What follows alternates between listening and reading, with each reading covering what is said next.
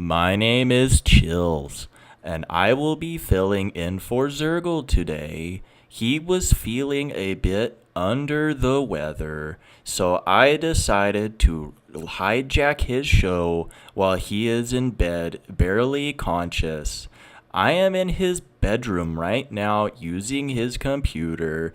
I think that you should like and subscribe because generosity is proven to make you into a better person. You know this is true because I link to a study on all of my videos. What are you doing in my house? I was just trying to help you make your show better. I don't need your help, bro. Why are you? Who are you? My, My name is Chills. yeah, I heard you say that earlier. That's why I'm in here. I could hear you from the other room talking. Get out, No, you're a noob that needs to learn to do better shows. bro.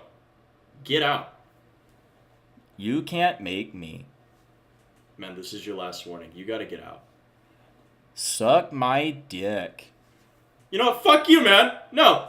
No, please do not do that. Do not hurt me. I am Chills. I am Chills. I am Chills.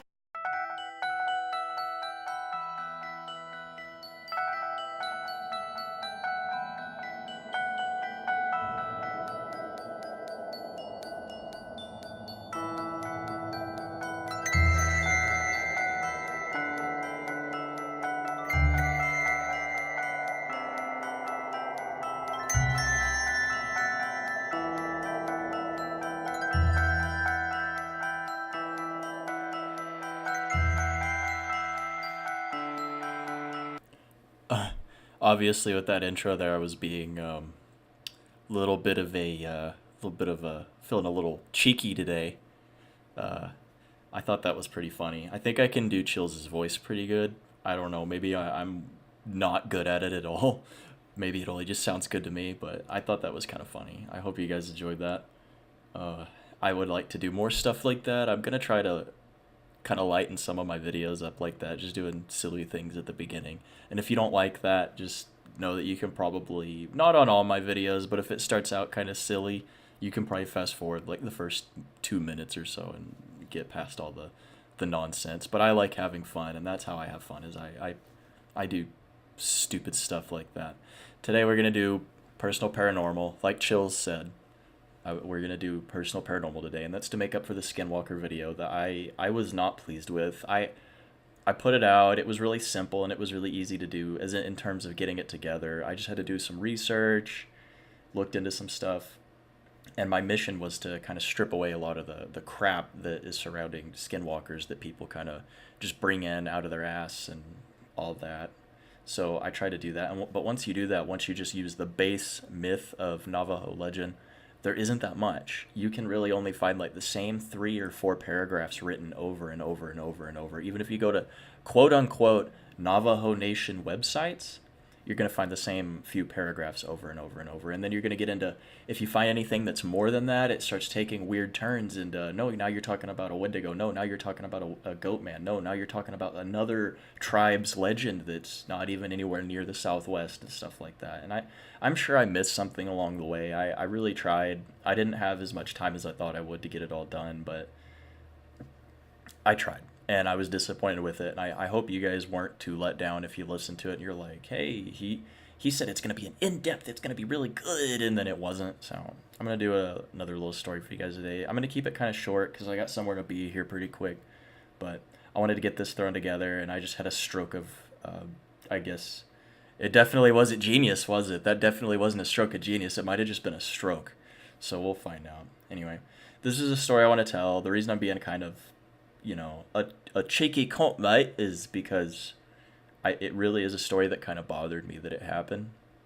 And it's one of the few things that's happened that has actually bothered me to the point where I didn't get over it for a couple days. I was afraid to go to sleep. I was afraid to leave my kids alone. It was a little odd, and that's one of the few things that's ever happened like that. So anyway, what happened was I used to work night shift, and this was about 3 months ago. I was working night shift, So I would come home about 6 o'clock in the morning is when I'd get home. I'd get off work at like 5:30 and have to drive all the way home. By the time I actually got to bed, it was usually almost like 7 or 8.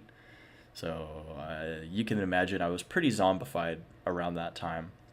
And it was my first day off. I just gotten off work. I was laying in bed, fell asleep until about 1 in the afternoon, and I woke up to my wife saying, "Hey, the kids are down for a nap. Just go back to sleep. I just wanted you to know I'm leaving. I'm going to the store." And I'm like, babe, you could have just left and let me sleep. And she was like, oh, I know, I'm sorry. And I'm like, you woke me up.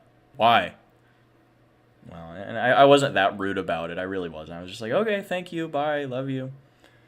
And I rolled over and tried to go back to sleep. I was facing away from the doorway, just on my side, trying to sleep. And I was doing that half awake, half dreaming thing where in your head you're seeing the moving pictures, like you're dreaming, but what you're hearing is everything going on outside. I could hear the lawnmower, my neighbor. I could hear kids at the park across the street. I could hear birds chirping, and it was a beautiful day. And looking back, I should have just got the hell up and had a beer or something. Went and sat out on the porch. It would have been great, and it wouldn't have. I would have been equally as tired as I ended up being. But I was just laying there, and I hear little footsteps, thump thump thump thump thump, into my room, like one of my kids running in, little toddler feet, just thump thump thumping away. And I'm thinking, here we go. Here we go. I'm not going to get to sleep. I'm going to be a zombie my whole first day off. I'm going to waste my whole first day off. Here we go. And I hear exactly what sounds like my daughter saying, Daddy? Hey, sweetie, come get in bed. It's fine. Just come here. And I reach back, try to grab onto her, find her hand or something, help her up on the bed. Nothing there. So I think, well, maybe she backed away from the bed or something. So I roll over. I see that there is nobody there. And this is when I start getting a little worried because my bedroom door's open. She could have run out. Maybe she's in the living room getting into something she's not supposed to get into. Maybe she's in the kitchen. Worse, she's in the kitchen getting into the bleach. We don't really keep all that stuff laying out. I just want you to don't call CPS on me, please. So I get up and I go search the house. I'm looking room to room, room to room. But I did it backwards. I went out, I went into the kitchen and just worked my way back looking for her. I was like, all right, we're going to find her, going to find her, going to find her. Didn't find anybody. Just my dog laying on the couch looking at me like I'm a dumbass. So I'm just still going around. The last room I search, and I didn't really search it because I just opened the door and both of my kids dead asleep, just doing that little kid snoring where it's not quite snoring, but you can tell that if they could snore, they would be. They were doing that, and I was like, there's no way that she came back in here and fell that asleep. Maybe she's faking. And I was about to go over and shake her and find out, and that would have woke her up in the process, and that would have been a whole hell to deal with in and of itself. But I realized something. When I got to their door, I had to open it all the way, and their door sticks. So when you open it, it always makes noise. No matter how hard you try to be quiet about it, always thump when you open it. It's one of those doors that I guess when it gets moist out and it had been raining a lot, it kind of swells and the door just sticks. She can't open it. Neither of my kids can open that door when it's closed all the way, let alone open it all the way and then close it all the way and go lay back down and go back to sleep within about a minute of me looking through the whole house. So that bothered me. Needless to say, I did not sleep. I just got up and I was a zombie the rest of the day.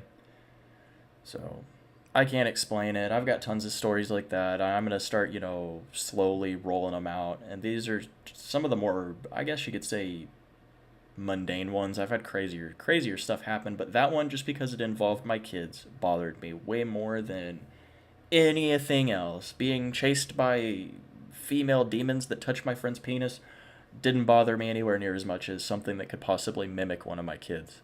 So that was the story. I hope you enjoyed it. Like I said, I'm gonna keep this short. So this is Zergle. Gotta think of something that isn't lame to say when I leave. God, I gotta do it.